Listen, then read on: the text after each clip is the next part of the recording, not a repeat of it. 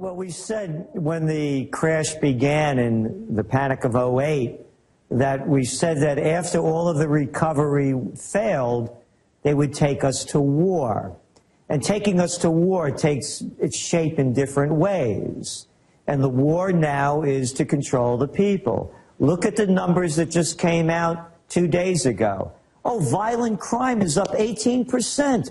What a shock. Blow me away. How could that have happened? You know my saying, when people lose everything and have nothing left to lose, they lose it. Because as Joseph Stiglitz said, the Nobel Peace Prize winner, yeah, it's crashing over there in Europe. No kidding. I would have never guessed. Couldn't be because they have 25% unemployment in Greeks. No. Couldn't be because 80,000 people took to the streets yesterday in Greece protesting again, the fourth one this month. No, that had nothing to do with it. Couldn't be because of those millions of Spanish that are taking to the streets virtually weekly, circling the parliament because of the poverty that's being imposed upon them, the money grabbed being taken from them and given to the banks. No, that would have nothing to do with the depression. They only have 25% unemployment. Officially, over 50% unemployment for the young people in the country. So the whole system is collapsing around the world. Oh, I forgot. The wars in Libya. You remember that humanitarian mission? Hey, I saw the commander-in-chief yucking it up with Jon Stewart. I didn't watch it. I only watched a clip. Yeah. The commander-in-chief sitting on a cheap 2-bit clown show talking about foreign policy.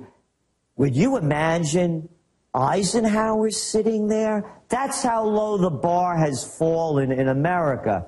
And check it out. Obama says about Libya and the problems that they had, we're going to fix it. Oh, yeah, you're going to fix it. Hey, just like you fixed it in Afghanistan with the 30,000 troops that you sent over there. And what did they do? Oh, they got killed, a lot of them, wiped out a lot of people. Oh, it didn't make the front page of the toilet paper of record yesterday. It was buried on page 12. They killed another 3 little Afghan children. But who cares?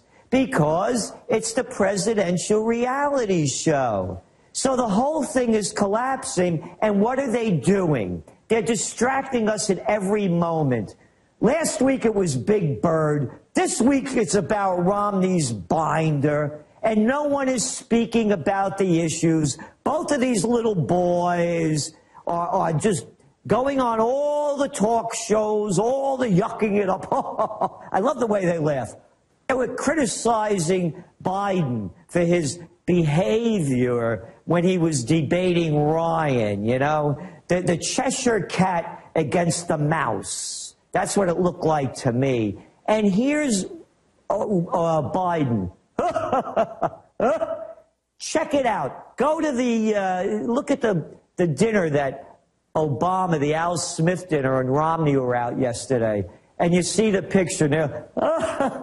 I used to work in politics. That's what they do. They're a bunch of phonies. It's always, and all the stooges around them laugh on cue. So it takes it to the bigger level about you talking about all these leaders in all these different positions that are leading us to destruction. It's the same in Germany with that Merkel. It's the same over there in Spain with Rajoy. It's the same over there in Italy with Three-Card Monte. It's the same everywhere. It's the club, and they're destroying us. And the big news today that, hey, we got to talk about Romney's binder. Oh, and I love the other one, his boy Tag. I love the names. Mitt, Tag. Yeah, you're it. He was going to come down there swinging. Oh, yeah, swinging at Obama. What was he going to do? Toss a swing at him?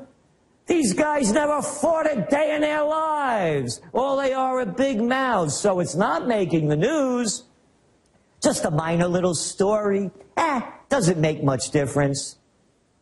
They just did a deal today, in Europe, in Brussels. It's happened. The banking systems have merged. They have now taken control, sovereign control over all of the banks throughout Europe and have now put it under the one bank in Brussels. Now it's a new central bank.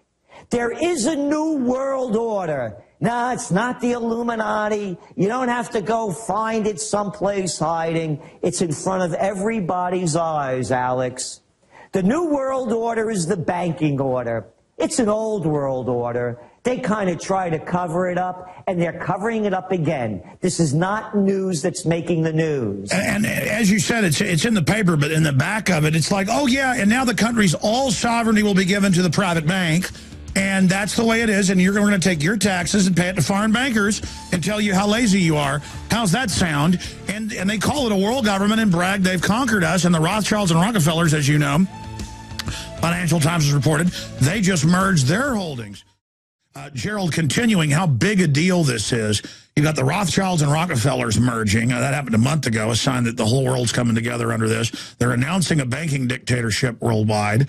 They're butchering our liberties. How does Iran tie into that and the storm clouds there? And what do you see happening in the election?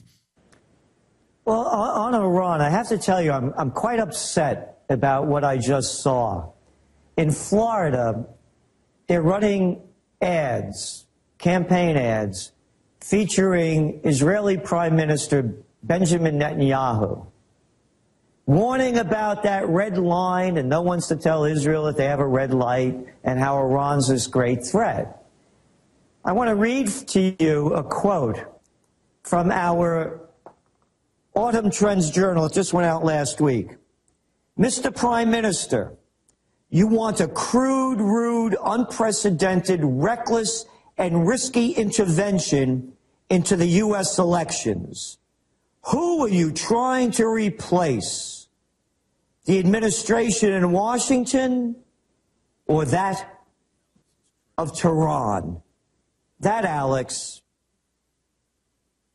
was from Shaul Mofaz, the head of Israel's Kadima party. That's the second major party.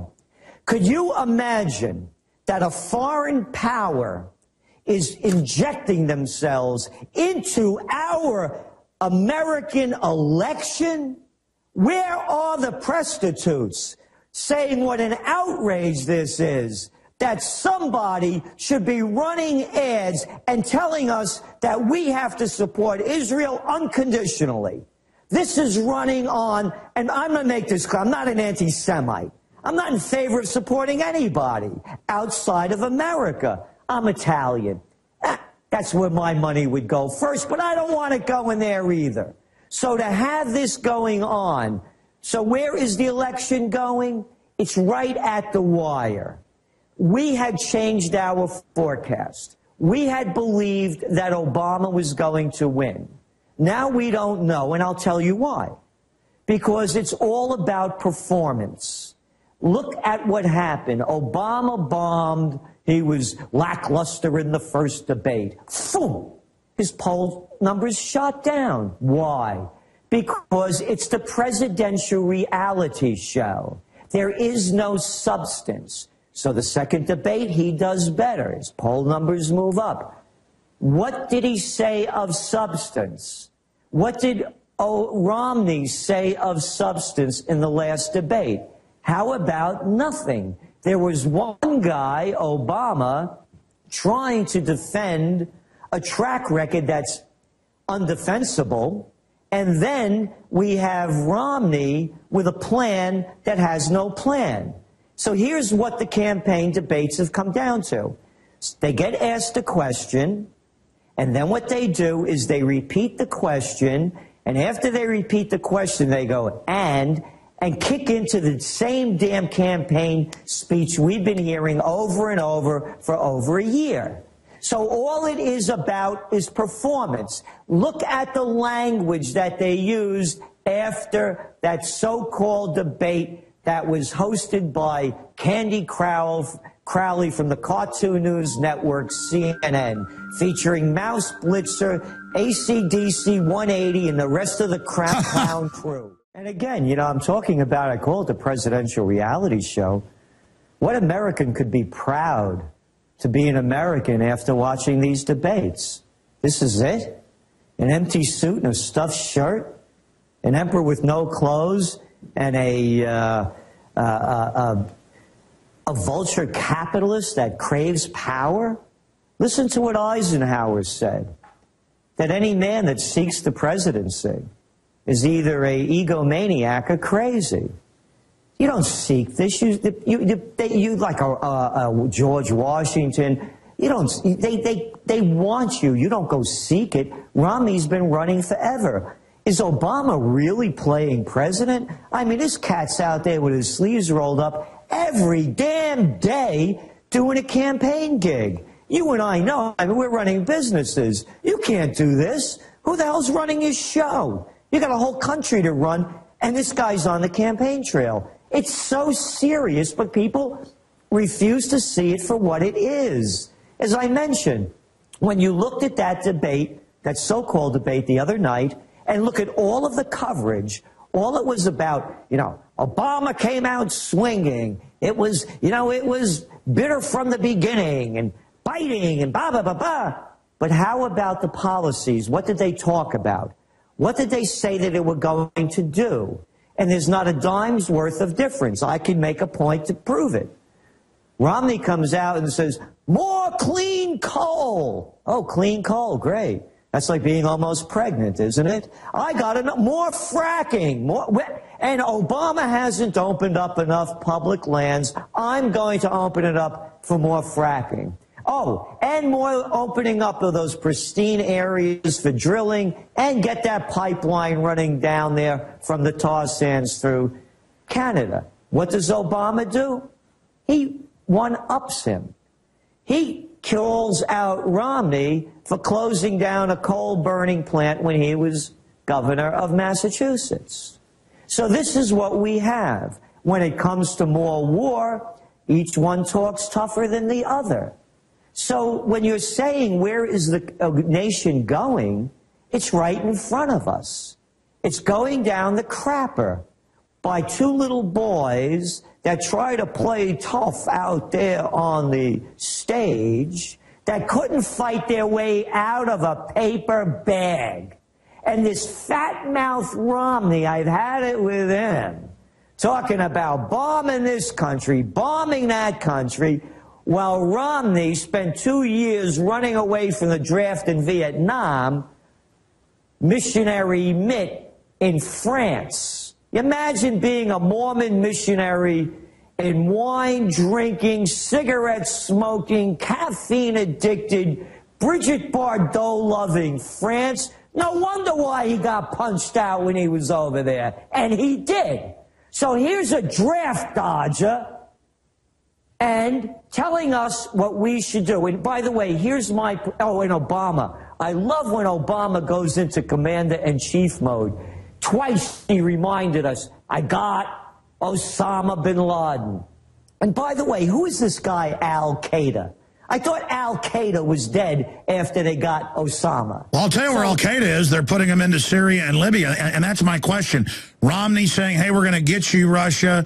Our troops are in a proxy war in Syria. That's now admitted. Fighting with Al-Qaeda. Even the New York Times, months after it was out, admitted it, this Monday. So now it's true. Kind of like when Stiglitz says it's a depression. Well, now, oh, my gosh, it's true because they say so, because they control reality. But, I mean, the craziness of our troops fighting by Al-Qaeda in Syria, and then Hillary says, we've got to go into Syria, they're Al-Qaeda, and we got to go into Iran, they're Al-Qaeda, knowing Iran is Shiite, arch enemies of Al-Qaeda. I'm not defending Iran. They talk to us because they know, Gerald, the general public doesn't know how to find their butt with both hands. You got it. You got it. And that's what they do. So where is it going? Oh, this is the other thing where I have a real beef. They're spending, this baloney, nothing, moronic presidential reality show. They're spending $2.5 billion with a B, in advertising. You know where the advertising's going? That's to pay the prostitutes. You pay the prostitutes to do your dirty work. So, here we have the prostitutes, whether it's the Guy Lear or Candy Crowley or the last one. Where do they come up with, I got the questions and I decide what I'm going to ask? Hey, how about the rest of us? What do you mean?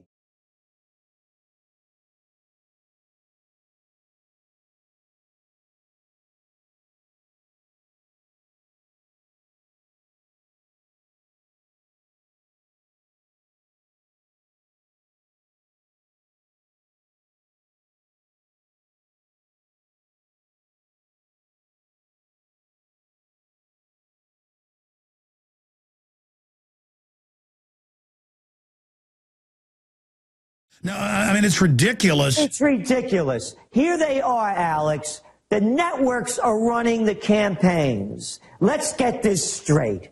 They're getting all the money to run the ads. All the debates are being run by the networks. There used to be the debates. Most people are too young to remember. They used to be run by the League of Women Voters. That's right. Before the Democratic and Republican mafia took it over. This is just a stage 2-bit show. They're delivering nothing. Nothing of substance comes out of these. Again, it's the same campaign rhetoric. So where's it going? I mentioned the rise in crime. It's up 18%. Violent crime is up 18%. How about the new housing numbers that came out today? They're down almost 2%. You look at the unemployment numbers that you keep mentioning and just mentioned. Oh, they readjusted them. They went back up again. You're looking, what, about 388,000 people a week going on unemployment? You look at one issue after the other. There is no recovery. It's a cover-up. So now let's see what else is going on. Oh, isn't it great? They have China and Japan fighting each other. Hey, sound familiar? Couldn't be because the United States is opening up bases over there in Australia. They've announced that they're, after being defeated in Afghanistan and Iraq, destabilizing the Middle East. Hey, let's take on China. They got thousands of nukes and 1,300,000,000 people. Let's start a fight with them. Exactly. We failed over there. Let's fail real big. Let's get Japan, our little proxy puppet over there, and have them steal a 2-bit island, say that they paid for it so they could start clashing between each other. And boy, this thing's coming down big. The Chinese aren't letting it go away. And think of the stupidity of the psychopaths. China's one of Japan's biggest markets. Now the people in China aren't buying Japanese stuff. And remember what I said, and you see it happening. The crash of 29, the panic of 08, same. The panic's followed by depression. We're in a depression. Oh, even Stiglitz says it now. Currency wars. Listen to the head of the head of the Brazilian government, the finance minister, Manteiga. We're in a currency war. The United States, Europe, China, they're all devaluing their currencies. China just lowered interest rates twice in the last week and a half. They're flooding money into the system to prop it up. Currency wars, same thing. Panic of 08, crash of 29. Depression, currency wars, trade wars. You hear Mittens and you hear Obama bashing China. The trade wars are heating up. World war. How many more pieces have to be put together? We talked about what's going on in Spain, what's going on in Greece, what's going on in Portugal. Millions of people are taking to the streets in desperation. They have nothing. They have nothing. Oh, and this banking deal that was just done in Brussels, you know what the European Stability Mechanism means in outside of white shoe boy language? It's very simple. We're going to tax you more. We're going to cut your pensions, your benefits. We're going to raise your retirement age till after you die. We're going to take every penny that you have. We're going to buy worthless bonds with the money. Oh, and we're going to deposit it directly into the accounts of the bankers. And we're going to pay them interest for the money they lost in between. Yeah, so we bail, I mean, explain that slowly, though. We bail out the mega banks. The media tells us we're lazy and that we're in debt. 90+% of the money goes directly to the bankers, who then bail us out, but then the money goes back to them because we bailed them out. It's fraud within fraud within fraud. It makes Bernie Madoff look like a saint, and the general public doesn't care because they think Al-Qaeda is hiding in their underwear. Yeah, exactly. And then keep piling on to that one. And then we heard the Grand Madame, Christine Lagarde, the head of the IMF. She doesn't pay a penny in taxes. Oh, because the EU wrote the rules where the bureaucrats don't pay taxes. Exactly. Just like the big banks don't pay taxes. Oh! You used the word, by the way, also in the debate, the issues that they talked about, none of the major issues. And you just used the word, so now I could say it. What they talked about in that last debate, so much about gun control. People have no jobs. They're losing their homes. Elderly people can't pay their property taxes, school taxes. They're throwing them out of their houses. They're taking them. Kids are going to college. 50% of them are getting out and they get the jobs, have jobs that are paying high school level wages. These are facts. And we know what they're talking about, gun control. Let's talk about 20 minutes on gun control and contraception. And I realized why Obama and Romney spoke so much about contraception. Because the word you just used. Both of them are scumbags. That's what they talk about. None of the big issues. So, as we're looking around the world and what's going on, we're at war. There's a war in Yemen, a war in Bahrain. Syria, they've destroyed Syria. And who's destroying it? The United States and the Arab Little League. And by the way, IMF is International Mafia Federation. That's what it is. They take your money. They're the loan sharks of last resort. Then you have, as I mentioned, all the other wars going on. They're taking us to war. You keep talking about it over and over again, how they grope us, how they surveil us, how they demean us, how they keep pushing us down so we have no dignity, courage, respect, or integrity left and bow to their wishes. That's what's going on. It's in front of everyone's eyes, but no one wants to call a spade a spade. And it's building towards a crescendo now. I mean, they're rolling out the troops on the streets, the TSA, the forced inoculations of kids. That's totally illegal. All over the country, they're just shooting kids up at public schools. I mean, government has put out the green light. They're not going to get in trouble for Fast and Furious. They've just put the green light out. Hey, it's time to just go crazy.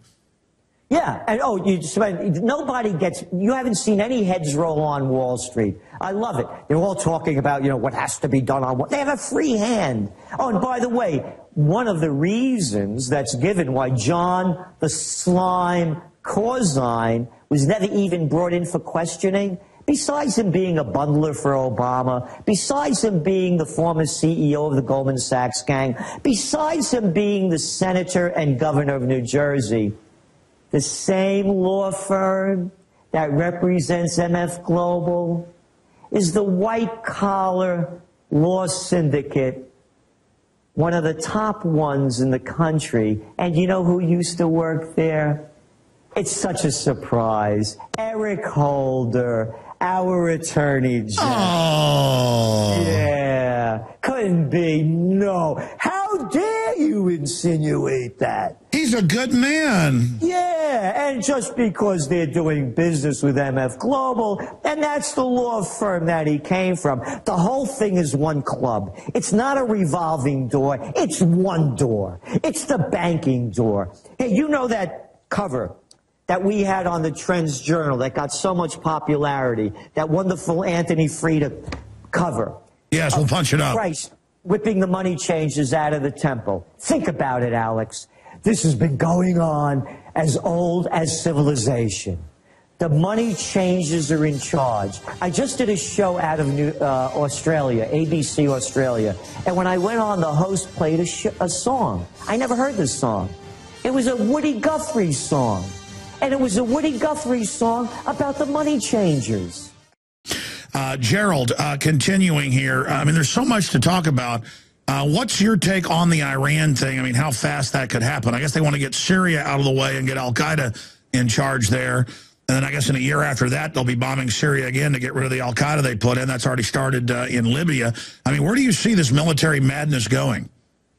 Well, it's World War III. Will they attack Iran? I don't know. You know, who knows? But as I say, if they do, our lives won't be worth anything anymore, because you know how they say, Alex, that generals always fight the last war? Yes.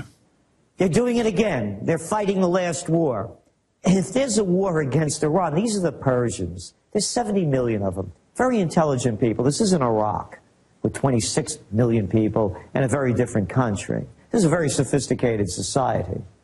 You're going to see weapons. You know, when I wrote Trends 2000 back in 1996, I wrote about all the weapons of mass destruction, all the suitcase-sized nukes that were being sold on the black market when the Soviet Union fell apart. They're still out there. And they're more sophisticated. So the next war is going to go, you know, boom goes London, boom Paris.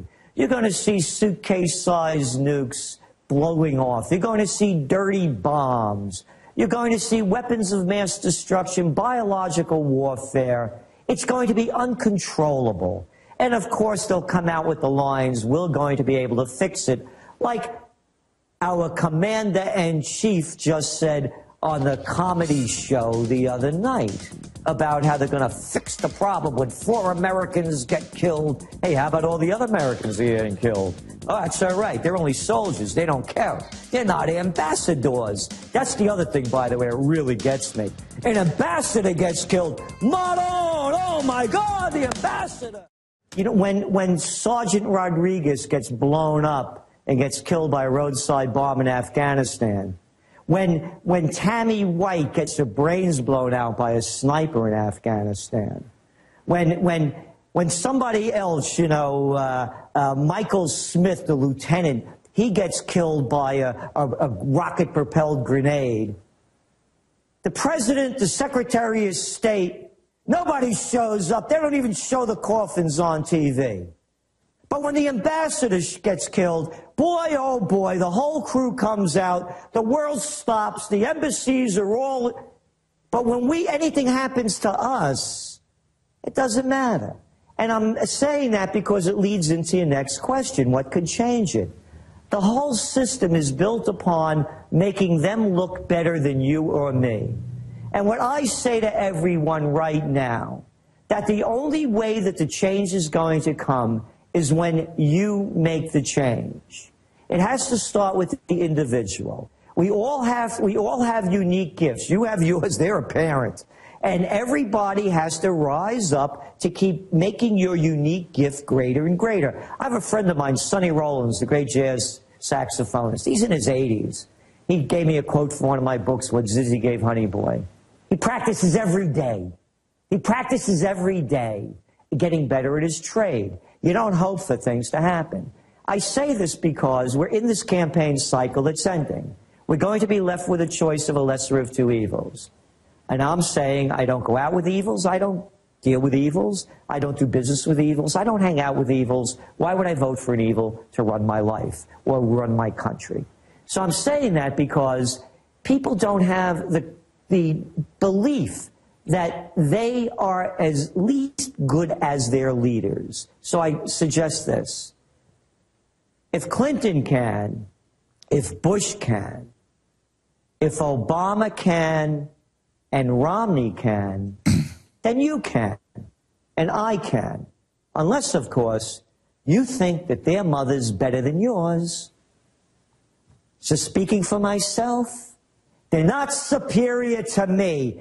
The red carpets, all the saluting, I salute, I got one for you. Save it. You're not better than me, and your mother's not better than mine.